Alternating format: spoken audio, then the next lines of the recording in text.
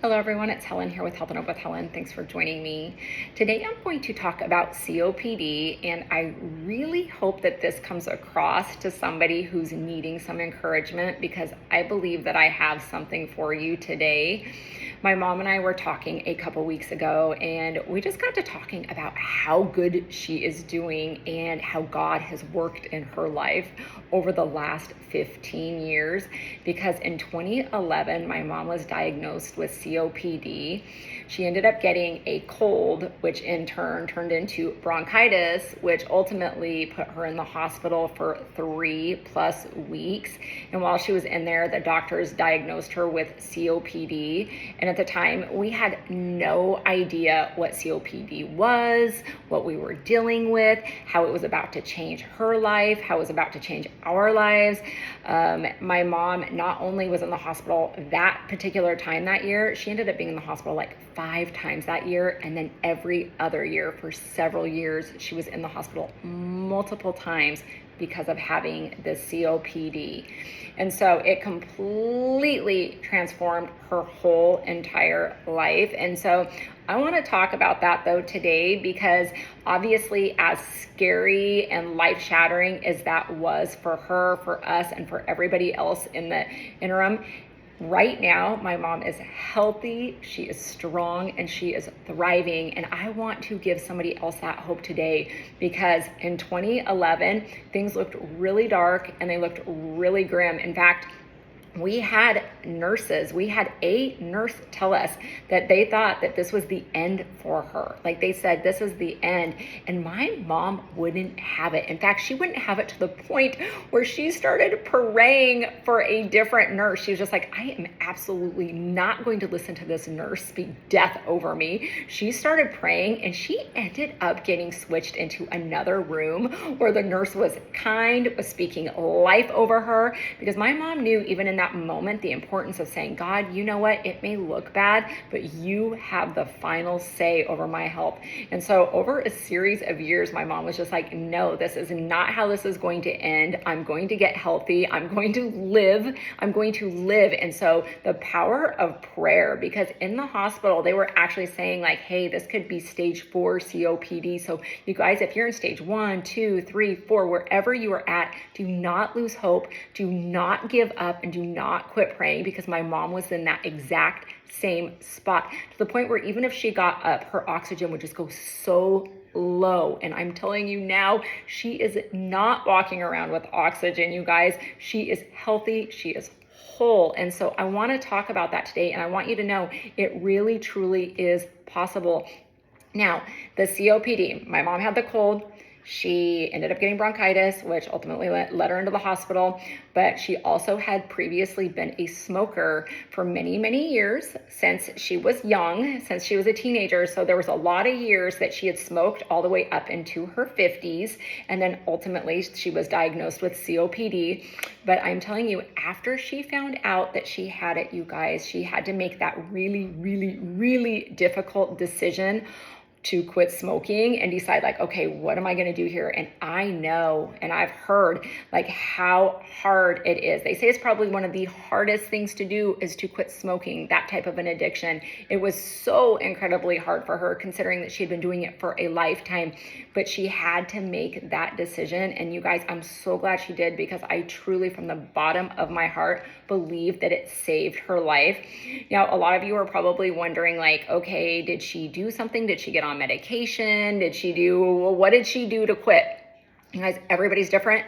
And obviously you're going to want to talk to your doctor and figure out what's like best for you. But for her, she just decided to quit. She knew she had to quit. She knew it was life or death. She was so sick. Like I said, she was in and out of the hospital multiple times.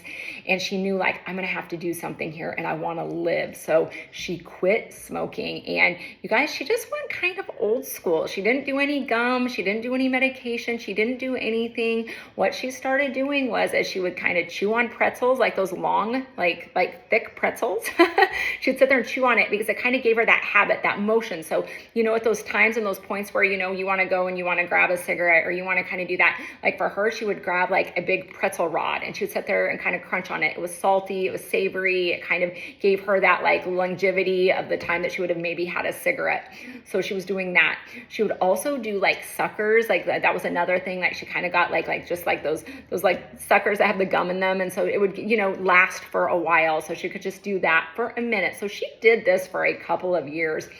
Another thing that she did was that she would kind of do licorice, like anything that was just kind of that same, like, feel. It was kind of long in your fingers because, you've been doing it for so long. So she got herself like red Twizzlers and she would just sit there and kind of nibble on that. And she kind of had it in her fingers. And so that's really, truly how she came off it. And you guys, you just have to expect that, life is going to be so different. Obviously, as you already know, if you've tried to quit smoking and even if you went back to it, I'd say try it again, you guys.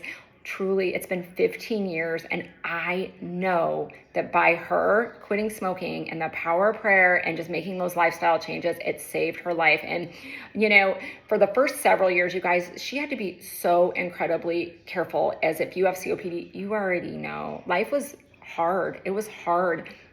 She couldn't barely like walk sometimes, and she'd have to stop because she would have a hard time breathing. It didn't matter even if we were at the grocery store, and she had to obviously wear oxygen. So she was using supplemental oxygen at all times at this point, especially in the early stages of her COPD. She was on a lot of different medications. Triggers, obviously we were always trying to avoid her getting colds and flus, which when she did, sadly, it would usually lead for her to be in the hospital because of the drippage that would go into her lungs. So any irritation, any inflammation that would go in there that would ultimately like cause her to have an exacerbation from her COPD. So she would have a flare up. And so she being around like campfires, being around candles, certain scents, anything that would kind of trigger a lung reaction would ultimately not be great for her. And so we just had to be so careful. And like I said, her life just changed so much, obviously having to have oxygen most of the time wherever she went, and even having the supplemental oxygen at home. But you guys, over the years and by the grace of God, little by little, she didn't have to have as much oxygen, and she was able to start getting around slowly without it. And she was able to not have to use it as much. But, like if she went on vacation, she went and she got herself one of those portable oxygen things that you can carry with you on board or when you travel. If you don't have one of those yet, you guys, and you're struggling with COPD, get on and check that out. I know that ended up just being such a lifeline for my mom. Like it's just those little oxygen bottles that you can carry with you everywhere. They come in these little pouches that you can kind of just carry around. They're very small, very discreet. They're not very heavy. And I know like that gave her such a quality of life at that point in time, and still does. Like she'll still take that with her when she goes different places, just in case she were to have like a flare up or something were to happen, because she is susceptible to those type of things.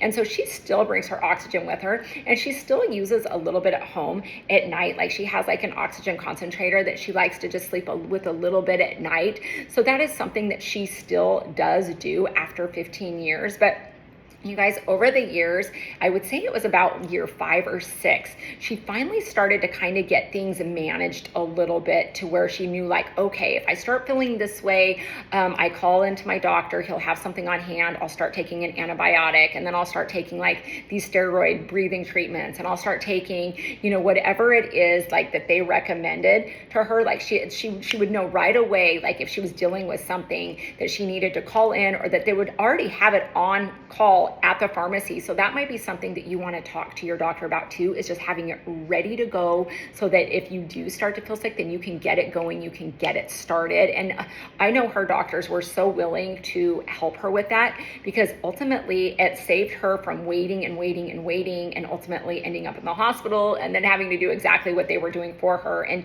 she got to the point, like I said, for those years that she was in and out so much that the doctors were finally like, okay, you know what, we're going to have this on hand. and then she would just call and tell them what was going on. And then the antibiotic was like ready to go so that she could just start it at home. She could be proactive. But it took a few years to kind of figure out like, okay, how does this work? How is this working? And so it does take a lot of time. But after the years, like I said, she started to get healthier. And you guys, now my mom, this is what we got to talking about. This is why we're like, praise God. Okay, so in January, she turned 68 and she was 53, I believe, when all of this started. So yeah, I think it's 53. So it was 2011. So whenever 2011 was. So it's been 15 years. We know that. And so, but we got to talking about the fact that you guys, not only is my mom alive, she is, like I said, thriving. She is thriving. She doesn't bring her oxygen everywhere with her now if she travels, like I said, but she runs around. She goes grocery shopping everywhere. She exercises. You guys, she does yard work again, which sometimes that used to trigger it because it's seasonal and the leaves and different things that can get in. And so she still has to be careful, but she does some yard work now. She's out in the yard at least. She goes out and she shovels some of her own snow when it's not super duper cold out. You got to kind of watch that too, but she's shoveling snow. She's out in the garage, sweeping her garage. You know, sometimes the dust could set that off a little bit, you know, a flare up, but now she's doing that again. And not only does she do that, you guys, over the last, I would say 5 years, she's been cleaning homes. She has been out cleaning people's homes. So this is something she's always loved to do. She's been doing it for a lifetime, but there was a period in there where she didn't know if she was going to be able to do these things again, you guys, like to be able to be out in the yard and to be cleaning houses and to be sweeping and to be out in the snow shoveling, all the things. She's very hands-on. She loves to do all these things, and to watch her doing these things and watch her be so healthy and watch how God has worked in her life, it's just, it truly, truly is a miracle. And so she's cleaning homes, and that's what she does for her job. And she has multiple homes that she cleans. And the thing that we were talking about too, I'm like, who would have ever thought? And now she started like this green chili business. It just started off with, my dad had used to make the absolute best green chili, and then my mom started to make it over the years after my dad had passed away, and she keeps his memory alive by making like the best, the most delicious green chili you guys will ever have. And over the last couple of years, I'm like, you really should try to start selling this. And you guys, she did it. She took that leap of faith and she's like, yeah, I will. And now she's got a green chili business where she's making pots of green chili for people. She's selling it. And if you guys are ever interested in the best green chili, let me know and I will have her get a hold of you, because she's doing so good. And that chili is amazing. But just to see her having a cleaning business, see her to have a green chili business, to see her exercising, living life to the fullest. You guys, she looks so good. She looks so good. And she's so healthy. I mean, my goodness, you would just never know that she had been through what she had been through over the last several years. You just would never, ever know. And so you guys, it is possible. And I, no matter where you are at, I want you to know it is possible. I seen it. It was grim. It was dark. I sat with her. We watched her. We thought so many times, like, is this going to be it? Are we going to lose her? What's going to happen? We were worried about her quality of life. There were times where she got down to skin and bones. She had so much trouble breathing. You know, like I said, she was so limited to where she could go and what she could do. And now to just watch her, she gets on airplanes and she travels. She's been to Mexico. She's been to all different places just because she decided that she wanted to live. She wasn't going to give up. She was going to do what she needed to do, and she was going to pray. And you guys, I believe in all of it, and she's here. And so if you are in the same spot she was at one point in time, and you're like, I'm feeling hopeless, I'm feeling discouraged, the doctors have told me this, the doctors have told me that. Well, you know what? Yes, doctors know what they're talking about sometimes, and they make their most educated guesses. I get that, but I also believe in the power of prayer. And I've also watched my mom go from a doctor/nurse telling her you are stage 4 COPD to 15 years later, my mom owning 2 businesses, healthy, strong, and whole. And so I would just say, don't give up hope. Keep believing.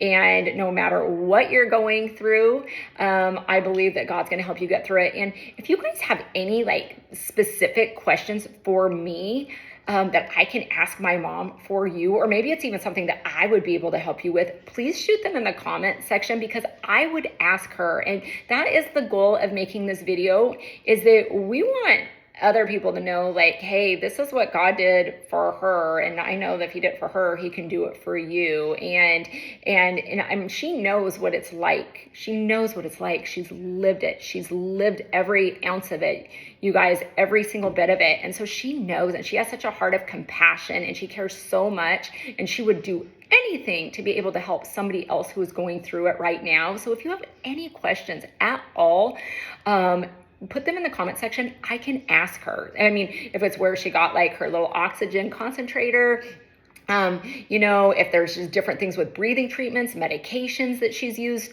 whatever that you might have, please, I would absolutely love to help you in that way. And so God bless. And I hope that if you're watching this, that it really did inspire you and encourage you, and hopefully it made a difference. So God bless. Have a great day.